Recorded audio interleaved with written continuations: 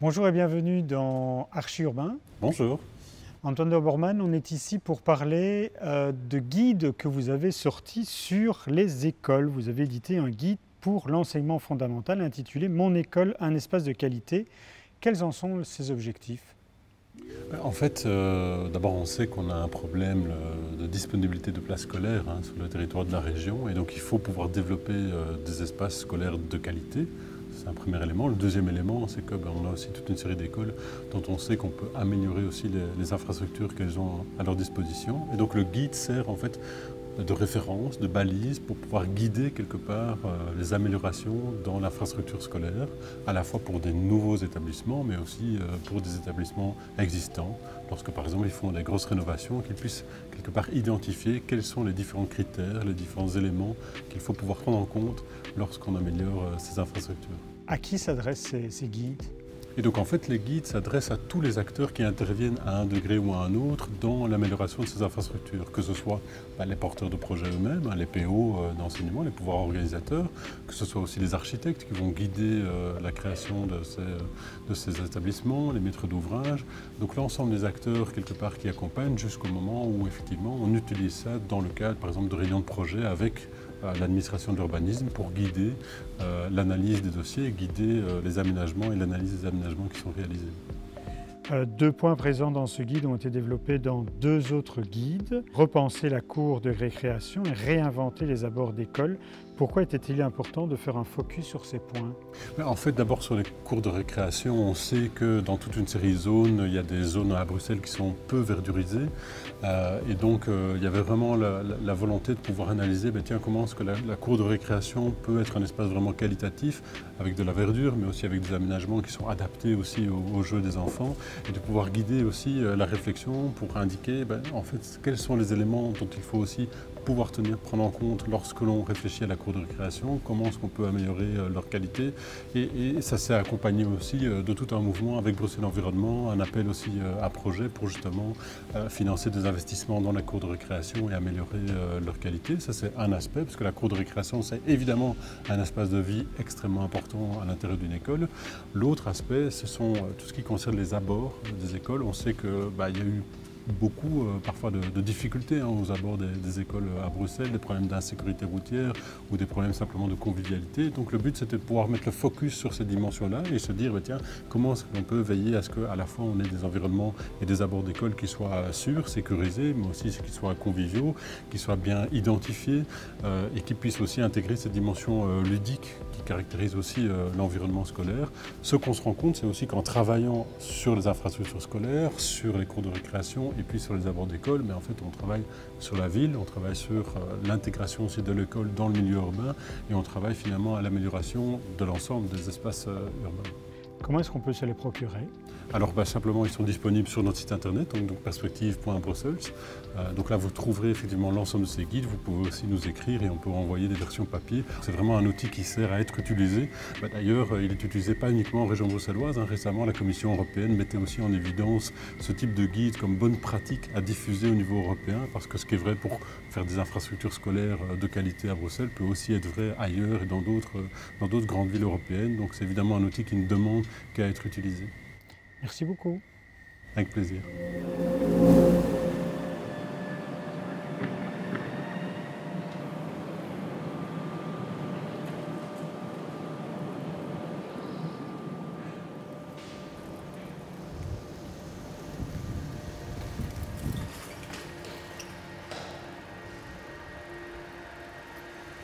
Bleib, venga.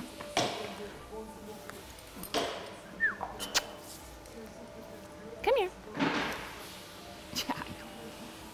Come on. There you go.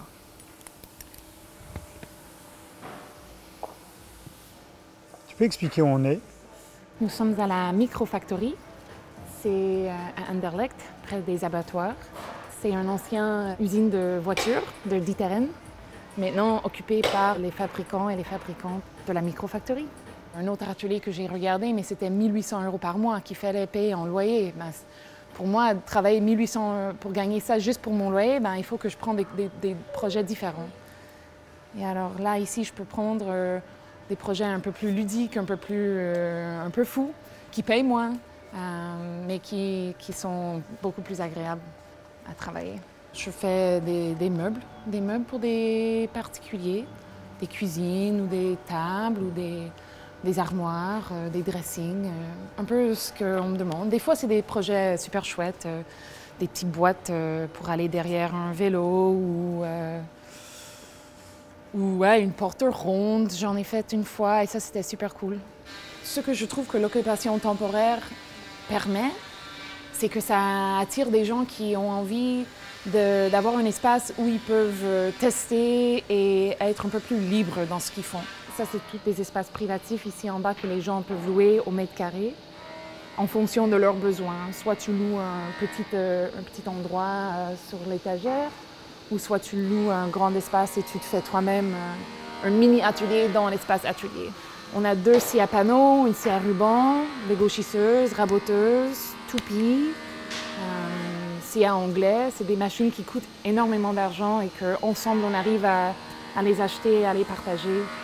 C'est super agréable de travailler avec autant de gens, de partager des idées, de voir, d'apprendre de leurs erreurs et eux ils apprennent des miennes.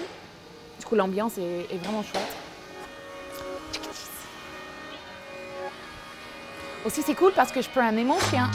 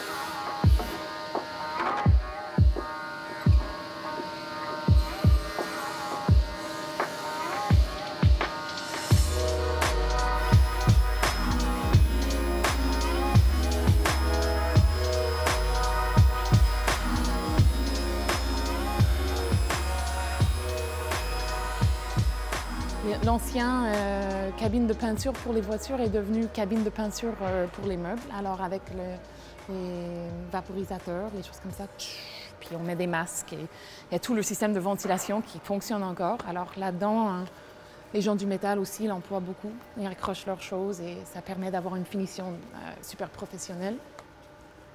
Et c'est tout encore des espaces privatifs. Alors des gens avec leurs projets. Ici, c'est le pôle sérigraphie. À la micro, tu payes la formation pour être capable d'employer les différentes machines.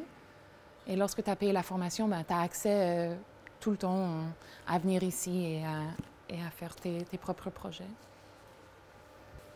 Moi, je ne savais pas que c'était... Alors oui, je savais que c'était une occupation temporaire, mais je me rappelle un jour, j'étais là et il y avait carrément des arpenteurs qui étaient ici en train de mesurer à travers le bâtiment.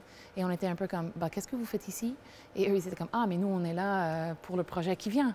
Et on était comme, mais quel projet qui vient? On était encore en train d'installer nos étagères et nos espaces. Et eux, ils étaient déjà comme, oui, mais tout ça, c'est parti, hein, c'est parti dans 5 ans. C'est comme, mais c'est pas possible, on vient juste d'arriver. Et il y a un peu à nouveau un peu cet épuisement, mais aussi c'est excitant de savoir mais qu'est-ce qui va venir après, où est-ce qu'on sera pour la micro. Moi, je suis devenue membre au moment de ce déménagement ici, mais avant, ça a commencé tout petit.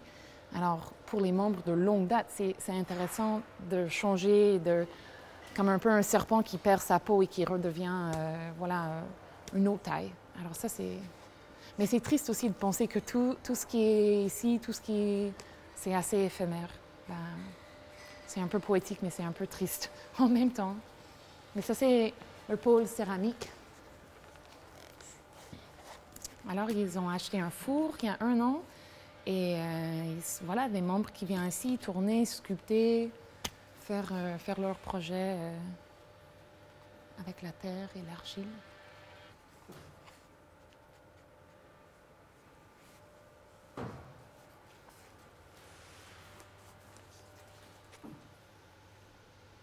J'ai envie d'apprendre, mais j'ai pas encore vraiment mis les pieds ici, à part de faire des visites pour les nouveaux membres où je montre, comme je fais maintenant, voici le pôle céramique.